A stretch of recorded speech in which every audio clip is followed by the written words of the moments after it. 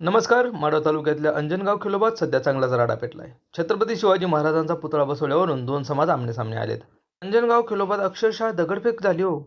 मराठा आणि धनगर समाज पुतळ्याच्या जागेवरून भिडले. वाद इतका विकोपाला गेला की पोलिसांना लाठीचार्ज करावा लागला. सध्या गावात शांतता असली तरी अख्ख्या गावाला पोलीस छावणी असे स्वरूप आलेले आहे. भांडण कशाचं तर जागेचं. धनगर समाज म्हणतोय की जागा आमच्या खिलोबा देवस्थानाची आहे, तर दुसरा गट म्हणतोय की जागा सरकारी आहे.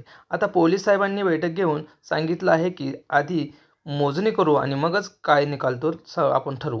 दुसरीकडे लक्ष्मण हाके यांनी थेट शेडू ठोकलाय. ते म्हणतात आमच्यावर गोळ्या झाल्या तरी चालतील, पण हक्काची जागा सोडणार नाही. जोवर न्याय मिळत नाही तोवर आम्ही इथनं हटणार नाही, असा पवित्रा लक्ष्मण हाके यांनी घेतलेला आहे.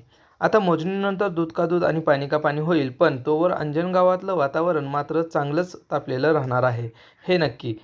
अशाच वातावरणात लक्ष्मण हाके यांनी आपला पवित्रा स्पष्ट मांडलेला आहे.